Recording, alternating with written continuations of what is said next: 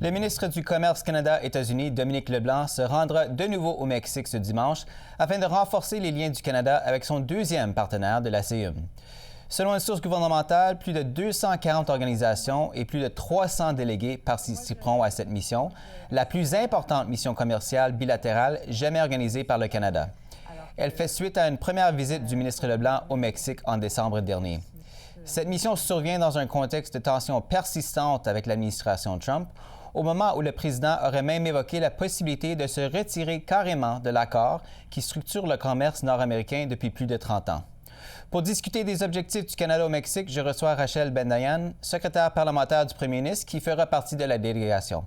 Madame Bendayan, bonsoir et merci d'être avec nous. Bonsoir, ça fait plaisir. Alors, plus de 300 délégués, plus de 240 organisations, la plus grande mission commerciale bilatérale de l'histoire du Canada. Qu'est-ce qu'on doit comprendre de l'ampleur de cette délégation et quel message est-ce que le gouvernement du Canada cherche à envoyer? En fait, c'est 370 délégués que nous amenons avec nous au Mexique. Je prends l'avion demain moi-même. Écoutez, le but de cette mission commerciale, comme vous dites, là, c'est vraiment de créer des opportunités pour nos entreprises canadiennes, surtout pour nos PME. La majorité des compagnies et des entrepreneurs qui viennent avec nous proviennent de petites et moyennes entreprises. Puis je pense que c'est important d'ouvrir de nouveaux marchés pour nos entrepreneurs. C'est bien beau de signer des ententes. On le fait avec ardeur, comme vous le voyez. Le premier ministre, je crois, a signé 12 partenariats économiques et sécuritaires en 6 mois seulement. Mais là, il faut que nos entrepreneurs, nos entreprises tirent leur épingle du jeu, comme on dit. Alors, on les amène avec nous cette fois-ci. Le Mexique est déjà le troisième partenaire commercial du Canada pour les marchandises, après les États-Unis et la Chine. Les échanges ont augmenté au cours des dernières années, mais le Conseil canadien des affaires publiait l'an dernier un rapport qualifiant le Mexique de, je vais citer, potentiel inexploité du troisième pilier nord-américain. On peut y lire que les relations commerciales et économiques entre les deux pays restent sous-développées et bien en deçà de leur potentiel. Est-ce que le gouvernement fédéral partage ce constat? Écoutez, notre commerce bilatéral a été multiplié par 12, je crois, dans les 30 dernières années. Ça représente à peu près 56 milliards de dollars en échange commercial entre nos deux pays. Est-ce qu'il y a plus à faire? Oui. Les opportunités sont là. C'est d'ailleurs la raison pourquoi le premier ministre m'a donné un mandat de me focusser vraiment sur le Mexique pour voir comment on pourrait aider nos entreprises canadiennes à exporter plus vers le Mexique et avoir la possibilité aussi, évidemment, de renforcer la résilience de notre économie canadienne. Le rapport souligne aussi que tant le Canada que les États-Unis ont tendance à se tourner plus spontanément vers soit l'Europe ou alors l'Asie pour diversifier leurs échanges. Pourquoi est-ce que vous croyez que le Canada n'a-t-il pas davantage jusqu'ici misé sur le Mexique justement pour accroître le commerce et l'investissement? Mais comme vous avez souligné, c'est le troisième partenaire commercial du Canada en ce moment, le Mexique. Est-ce qu'il y a plus à faire? Oui, et c'est la raison pour laquelle on y va. Et le premier ministre avait une excellente rencontre avec la présidente Sheinbaum au mois de septembre. J'étais là avec lui à ce moment-là où on a signé notre partenariat stratégique. Ça veut dire qu'on reconnaît à la fois du côté mexicain que chez nous, que nous pouvons approfondir nos relations.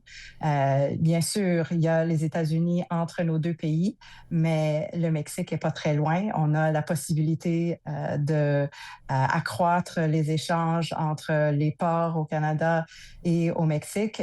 Et aussi, on échange énormément par train également. Alors, on n'est pas très loin et effectivement, il y a énormément à faire à la fois dans tout ce qui est énergie propre et dans tout ce qui est des technologies agroalimentaires, agrotechnologie aussi. Ils sont très intéressés par les technologies et l'innovation canadienne. Donc, il est question évidemment d'accroître nos exportations, mais aussi toutes ces questions d'investissement direct.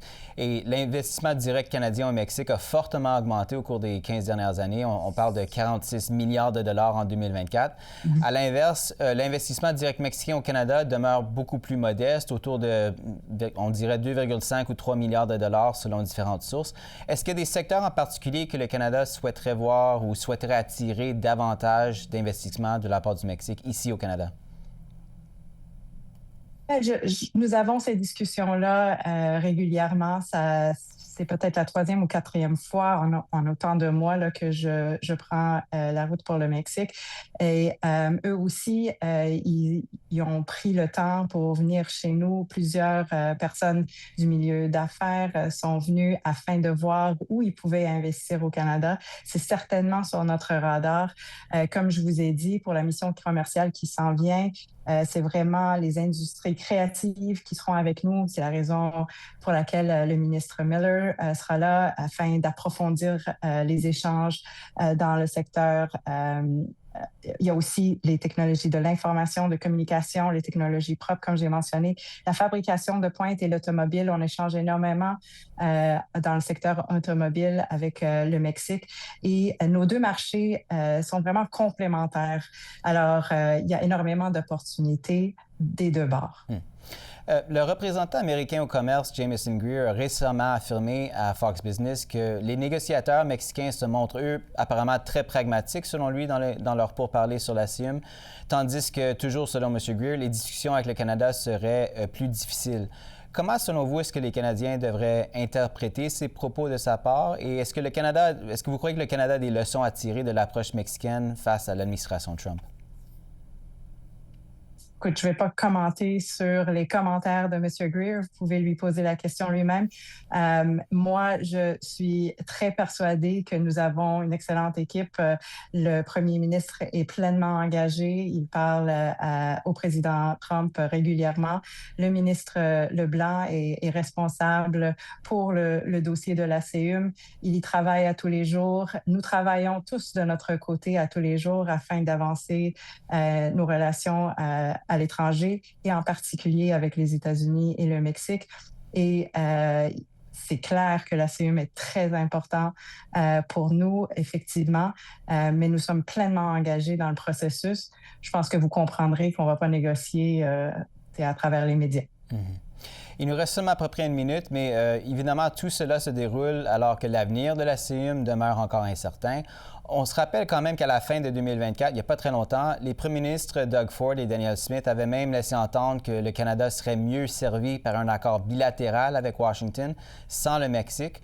Le gouvernement fédéral, est-ce qu'il estime toujours devoir réparer certains dommages causés au Mexique par ces déclarations? Je pense que nous sommes tous d'avis qu'on a intérêt de signer quelque chose avec tout le monde. L'Amérique du Nord est extrêmement important comme entité là, multilatérale. Comme je disais tantôt, nos économies sont complémentaires. Notre objectif a toujours été de conclure le processus de la CIUM en tant que pays pour le bénéfice de tous. Je pense que nous avons tous intérêt de faire ça et c'est notre objectif. On est engagé pleinement dans ça. Rachel Bendayan, on va suivre cette mission de près, mais on va devoir s'arrêter là pour aujourd'hui. Merci encore une fois d'avoir été avec nous ce soir. Merci beaucoup. Bonne soirée.